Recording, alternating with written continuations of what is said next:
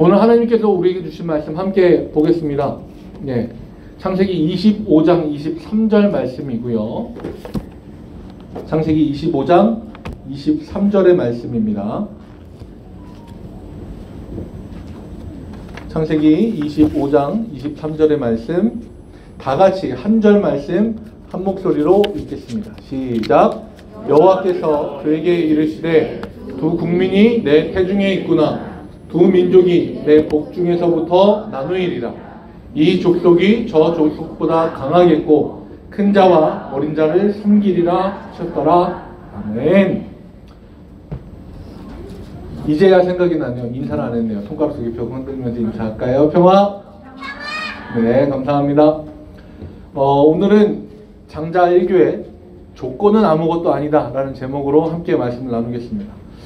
여기 계신 분들은 에서와 야곱의 이야기라고 하면 아마 엄청 많이 들어보셨을 겁니다. 저 역시도 엄청 많이 들어봤고 그리고 엄청 많이 말씀을 나누기도 해봤습니다. 그런데 성경이라고 하는 게 참 신기한 게요.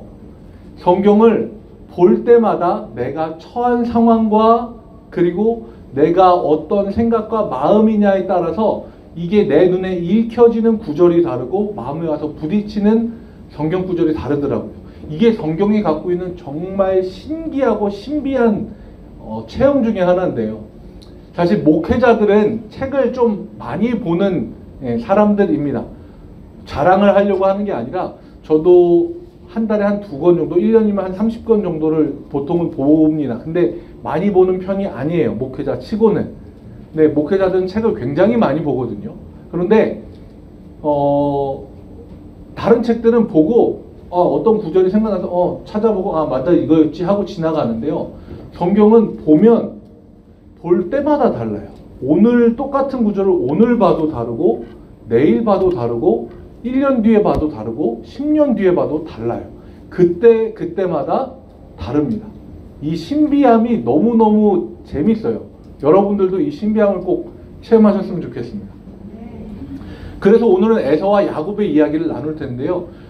저는 말씀을 준비하면서 다양한 종류의 성경을 봐요. 번역도 우리나라 말로 여러 가지로 되어 있잖아요. 그래서 뭐 공동번역, 뭐 새번역도 있고요.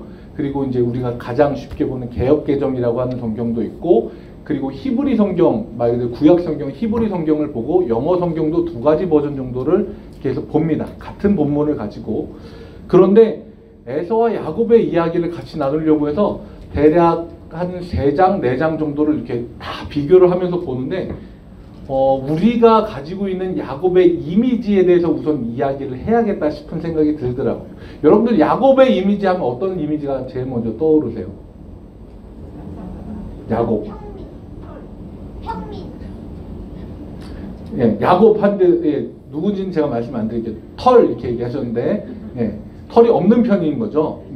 털이 없는 사람이고, 그리고 야곱의 이름 자체가 그게 있잖아요. 뒤꿈치를 잡다. 그래서 형이 나보다 먼저 나가는 게 싫어서 뒤꿈치를 잡고 딸려 나온. 그래서 본능적으로 뭐라고 해야 되나, 이 약간 내가 남들보다 뒤처진 게 싫은 사람. 그래서 수단과 방법을 안 가리고 남들보다 앞서고 싶은 사람이라고 하는 게 우리가 보통 가지고 있는 야곱의 이미지이기도 합니다.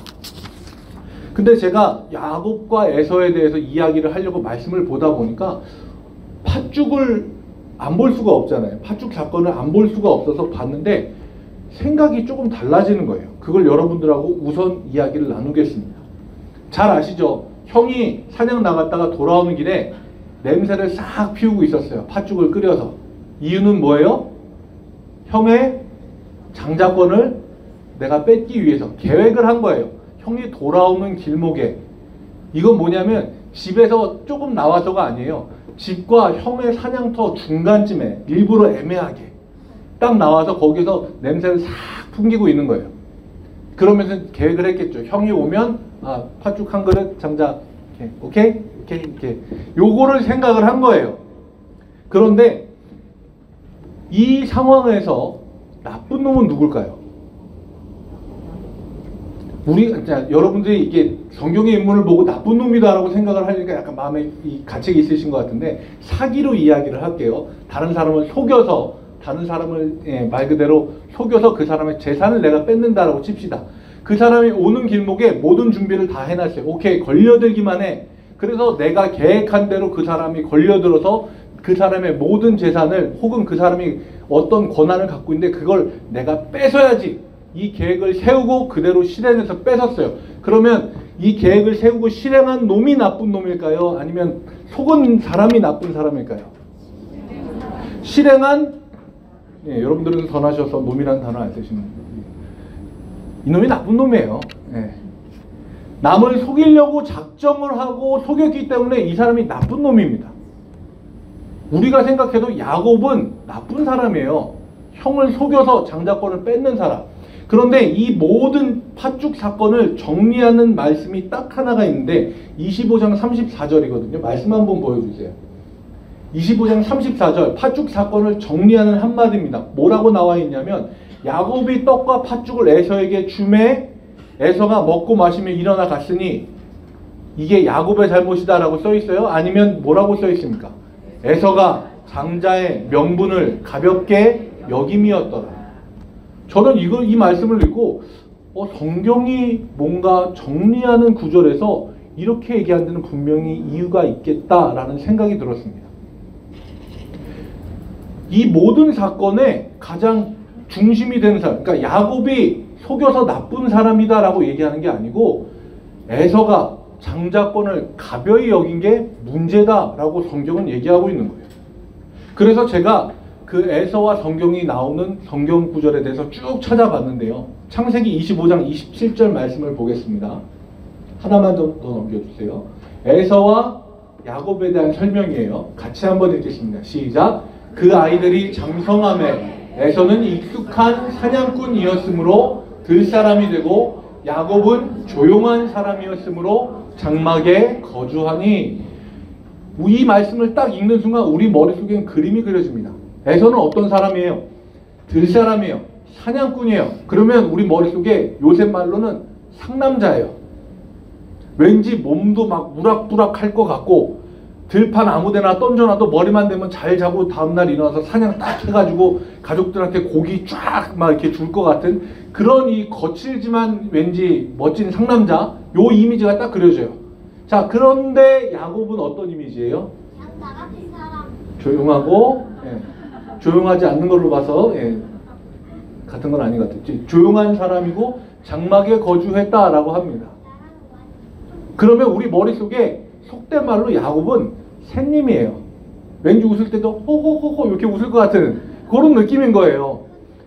에서는 완전 상남자, 야곱은 완전 샌님. 이거에 우리 머릿속에 이미지에 박혀지게 된 구절이에요. 그런데 이 구절을요, 히브리어, 구약성경에 쓰여진 히브리어로 보니까 예, 잘 넘겨주셨어요. 감사해요. 예. 조용한이라고 되어 있는 저 단어가 탐이라고 하는 단어인데요. 이 단어가 조용한이라고 하는 뜻도 있는데요. 온전한, 온건한, 순전한, 올바른, 완전한 이런 뜻도 있어요. 여러 가지 뜻이 있는 단어가 있잖아요. 그런데 유독 야곱만 조용한이라고 번역이 됐고요. 그리고 똑같은 탐이라는 단어를 써서 다른 성경의 인물들을 설명하는데 그 사람들이 뭐냐면 노아와 다윗과 욥이에요. 욥을 설명할 때 욥은 당대의 의로운 자라, 의롭다, 저가 하나님 앞에서 완전한 자다라고 설명을 하고 있고요. 다윗도 그와 같은 자가 다시는 이스라엘에서 일어나지 못했다, 완벽한 사람, 온전한 사람. 노아, 세상은 사람들은 다 멸망당할 정도로 타락해도 노아는 하나님 앞에 온전한 사람이다. 그런데 야곱만 유독 조용히라고 번역된 거는 제 생각에는, 정설은 아닙니다. 제 생각에는 번역을 하는 사람도 에서는 앞에 들사람, 사냥꾼이라고 되어 있으니까 아, 여기는 이 뜻이 맞겠구나 라고 생각을 하고 그렇게 번역을 한 거라고 생각합니다. 그러다 보니까 우리 마음속에 어떤 생각이 드냐면 야곱은 조용하고 집에 있는 사람인데 형을 속이는, 뭔가 계획적이고 계획이 치밀하고 다른 사람들을 계획해서 속이는 그런 사람이구나 라고 하는 이미지가 우리 속에 들어온 거예요. 그런데 사실 우리가 성경의 배경을 좀 알면 아까 읽었던 성경의 구절이 조금 달라집니다. 뭐냐면요, 성경에서는 사냥꾼이라고 하는, 특히나 구약 상황에서 사냥꾼이라고 하는 사람은 결코 긍정적인 이미지가 아니에요. 구약에서 나오는 전문적인 사냥꾼은 딱 두 명이 있거든요. 한 사람은 창세기 25장에 나오는 에서고요. 한 사람은 창세기 10장에 나오는 니므롯이라고 하는 사람이에요. 이 사람은 하나님 앞에 용감한 용사 그리고 사냥꾼, 뛰어난 사냥꾼으로 나오는데 이 사람이 나중에 신할 평야의 왕이 됩니다. 그런데 이 신할 평야가 어떤 평야냐? 바벨탑을 세우고 하늘에 닿자라고 사람들이 모여서 그 탑을 쌓은 곳의 왕이었어요. 그러니까 니므롯도 긍정적인 이미지가 아닌 겁니다. 그리고 이 사람들은 사냥을 해서 고기를 얻을 필요가 없는 사람들이었어요. 목축을 하기 때문에 고기가 먹고 싶다? 그러면 아브라함이 그랬듯이 기르던 양이나 기르던 염소에서 잡아서 고기를 먹는 게 일반적이었습니다. 사냥을 하는 건 자연에 있는 일반적인 생명을 사살하는 거예요. 결코 긍정적인 이미지가 아닙니다. 그런 거에 비하면 야곱은 조용한 혹은 완전한 온전한 사람으로서 우리가 갖고 있는 이미지랑 많이 다르다는 거죠. 우리가 정말 이 야곱과 에서에 대해서 조금 오해를 하고 있지 않았나 싶습니다. 형 에서는요, 그리고 이런 일도 있었는데요. 말씀 좀 보여주시겠어요? 창세기 26장 34절에서 35절까지 말씀인데 에서가 40세에 결혼을 합니다. 근데 누구랑 결혼을 하냐면 이스라엘 자기 민족 중에서 아내를 찾는 게 아니라 해족속 부엘의 딸 유릿과 해족속 엘론의 딸 바스맛, 이방 여인을 2명이나 아내로 맞아들여요. 우리는 지금 생각하면 뭐 그럴 수 있지. 그런데 그 뒤에 나오는 구절이 뭐냐면 이삭과 리브가의 마음에 근심이 됐어요. 에서는요 이렇게 결혼하면 안 되는 사람이에요. 왜냐하면 이삭과 리브가의 결혼 스토리를 우리가 알고 있잖아요. 이삭이 몇 세에 낳았습니까? 아브라함이 몇 세에 낳았어요? 100세에 낳은 아들이에요. 그러니까 아브라함도 아무나하고 결혼시키고 싶지 않아서 리브가라고 하는 사람을 얻기 위해서 가장 신뢰하는 종을 먼 땅에 보내서 며느리 선발대 테스트를 해서 고르고 골라서 데리고 온 사람이 리브가였어요.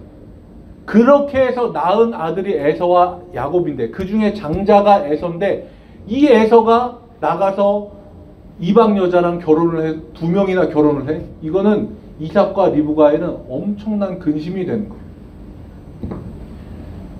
우리가 가지고 있는 에서와 야곱의 이미지랑 많이 다르잖아요. 이 생각을 가지고 이제는 조금 더 중요한 장면, 형을 속인 팥죽의 장면이 아니라 아버지 이삭을 속이는 장면을 보겠습니다.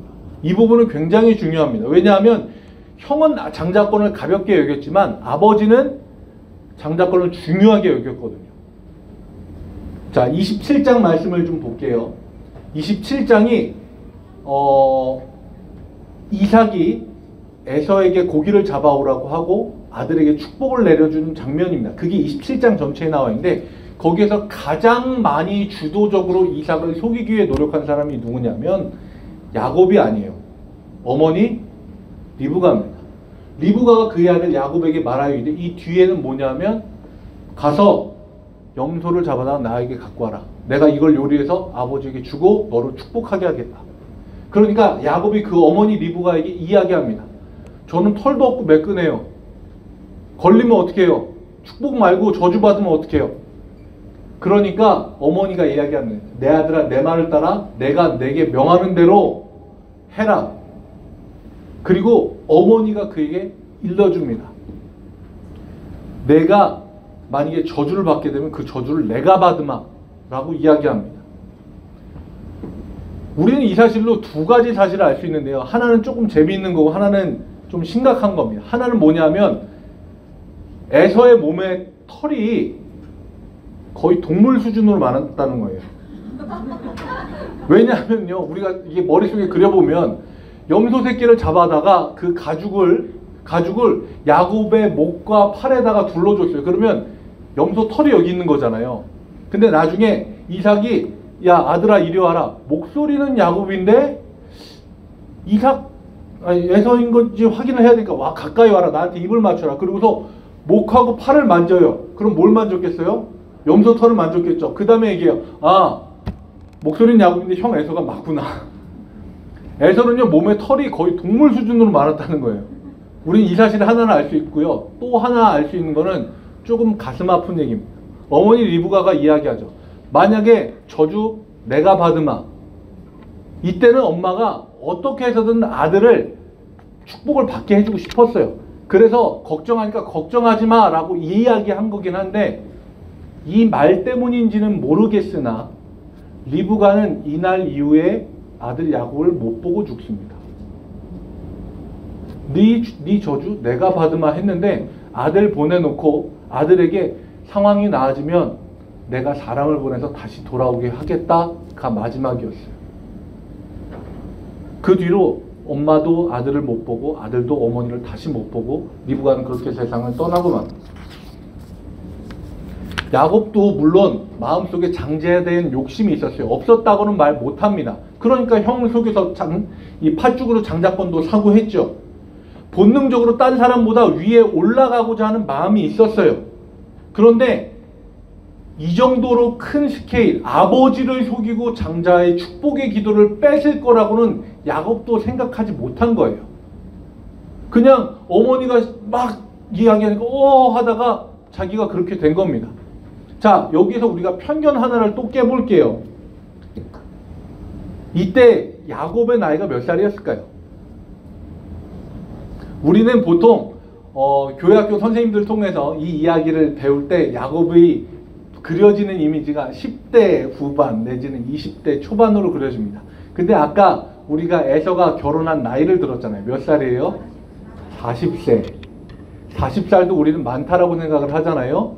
그런데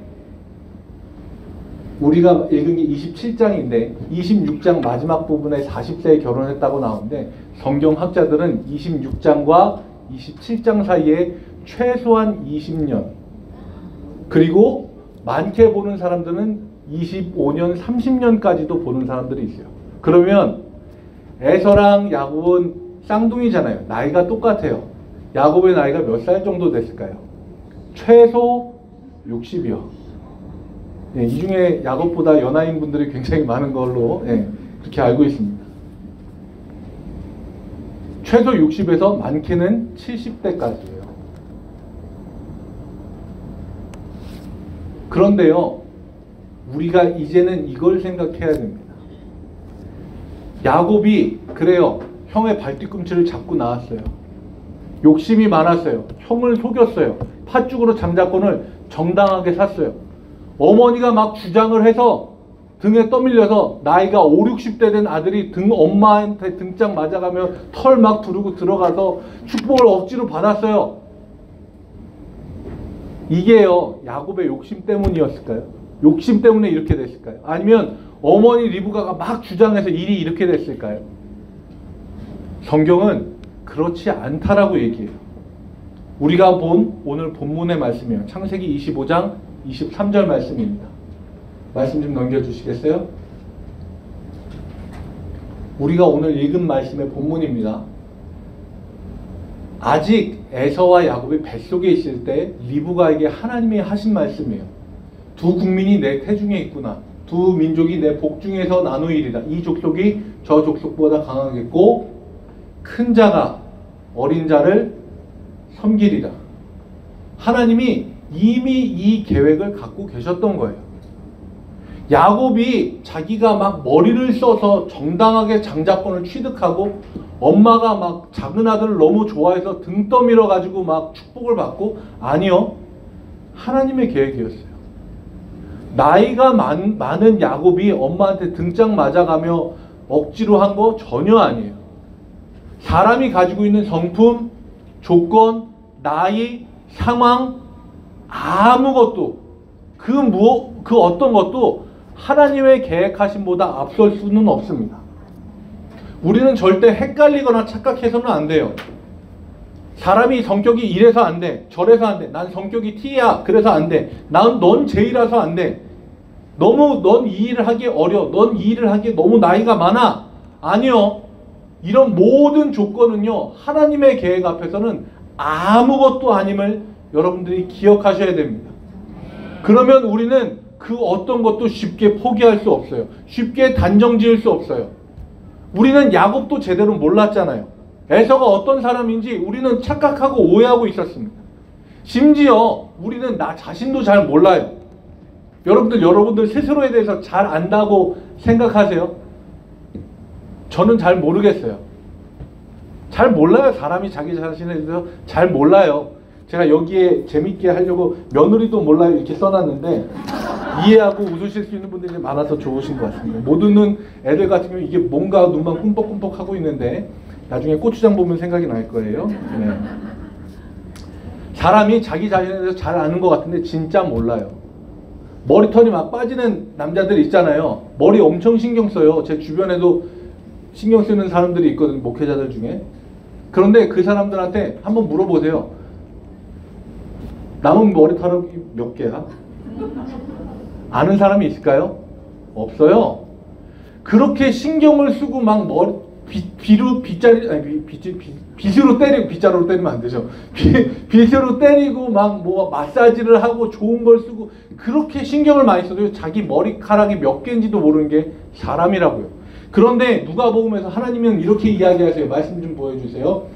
너희에게는 심지어 머리털까지도 다 세신 바 되셨으니, 그러니까 뭐래요? 두려워하지 말래요. 하나님이 얘기하세요. 너희들이 갖고 있는 조건, 너희들이 갖고 있는 생각들, 난 이래서 안 되고 이런 조건이 나는 부족하고 모자라고, 아니 걱정하지 마, 두려워하지 마. 왜? 하나님이 너희 머리털까지 다 세시니까. 하나님은 에사와 야곱이 복중에서부터 어떻게 될지 알고 계셨고 그 계획을 실천하시니까 지금 너희도 아무 걱정하지 마 라고 하시는 겁니다. 여러분들 성경에 있는 사람들의 이야기가요, 그냥 여러분들에게 옛날에 있었던 사람들, 성경에 나오는 인물들의 얘기가 아니라고 생각을 하시기 바랍니다. 성경에 있었던 사람들의 이야기예요. 하나님을 만났고 하나님의 계획을 따라갔던 사람들의 이야기입니다. 그 얘기는 뭐냐면 그 사람들에게 있었던 일이 지금 우리에게도 일어날 수 있고요. 그 사람들에게 하나님의 계획이 있었으면 지금 우리에게도 하나님의 계획이 있다고요. 조건을 뛰어넘어서 하나님이 계획대로 이루어 가시는 것처럼 우리 한 사람 한 사람에게 하나님이 놀라운 계획을 갖고 계시고요. 지금도 그 계획대로 하시고 반드시 이루실 것을 믿는 여러분들이 되시길 축복합니다. 저는 그래서 여러분들에게 한 가지를 제안하고 싶습니다. 우리는 장자로 부름 받았잖아요. 그러니까 우리가 하지 말아야 될 말이 있습니다. 금지어. 제가 금지어를 여러분들에게 딱 제안을 해드릴게요. 앞으로 우리 장자 1교회에서는 이 말은 없는 겁니다. 아예 없는 거예요. 아시겠죠? 네. 아멘 하세요. 아멘? 네, 아멘 억지로 하셨으니까 다 안 하시는 겁니다. 무슨 말이냐면요. 첫 번째 금지어예요. 나이 때문에 안 돼. 하지 마세요. 네. 안 하기로 했으니까요. 나이 때문에 안 돼. 이 말 하시면 안 돼요. 제가 1교회 처음 맡았을 때 주변에 있는 지역교회 목회자들이나 뭐 사역자들 이야기해요. 1교회 평균 연령대가 높잖아.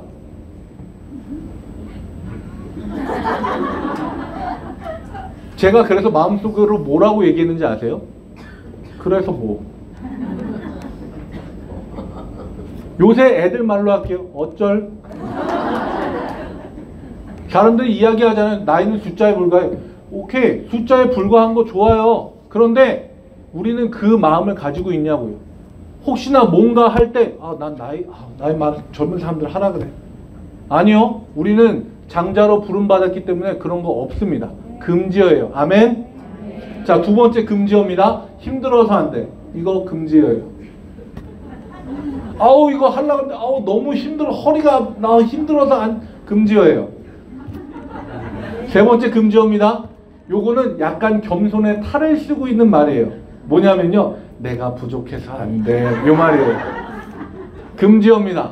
내가 부족해서 안 돼. 우리 1교에서는 없어요. 전 그래서 누군가 여러분들에게 그런 이야기를 하거나 혹은 여러분들 마음속에서 그런 생각이 들 때 해야 될 말을 알려드릴게요. 어떤 말이냐면요. 유식하게 영어로 알려드릴게요. 보여주세요. 하나님이 계신데 그 다음에 뭐냐면 so what? 영어로 직접 얘기하자면 그래서 뭐? 라고 하는 거예요. 요때는 제일 중요한 건 뭐냐면 턱이 중요합니다. 턱을 살짝 들어줘요. 그래서 뭐? 이렇게. 쉬운 말로 어쩌라고 해요. 나이가 많아서 안 되실 것 같아요. 아니 하나님이 계신데 so what? 그래서 뭐 나이가 뭐 어쩌라고? 힘들어서 안 되실 것 같아요 권사님. 아니 하나님이 계신데 하나님이 나에 대한 계획 갖고 계신데 당신이 뭔데 그걸 판단해? so what? 어쩌라고? 이 일을 하기에는 너무 좀 부족하신 것. 아니 하나님이 계신데 하나님이 나를 향한 계획이 갖고 계신데 so what? 그래서 뭐? 나를 향한 하나님의 계획을 당신이 재단하지 말라는 거예요. 혹시나 여러분들 마음속에서도 그런 생각이 들 때 여러분들이 이렇게 대답하세요. 그래 하나님이 나를 위한 계획을 갖고 계신데 안 되는 건 없어. 아멘. 어쩌라고? 하나님의 계획도 난 하고 말 거야. 이때도 턱이 중요해요. 이때는 이렇게 틀어주셔야 돼요. 저는 이게 여러분들의 믿음의 선포라고 생각을 합니다. 다른 사람들이 안 된다, 힘들다, 어렵다 이야기하는 그 일들을 그래요. 1교회 평균 연령대 높아요. 그런데 우린 다 할 수 있어요. 왜? 하나님이 여러분들을 향한 계획을 갖고 계시니까. 전 그렇게 믿고 할 거고요. 여러분들도 그렇게 믿고 함께 걸음을 걸으면요. 그 다음의 조건은 아무것도 아니에요. 하나님의 계획 앞에 조건은 아무것도 아니에요. 상황도 아무것도 아니고 우리가 처하고 우리 앞에 놓여있는 사건도 아무것도 아니에요. 이 믿음을 가지고 승리하는 장자일교회 모든 성도님들이 되시길 주님의 이름으로 축복합니다. 같이 찬양하고 기도하겠습니다.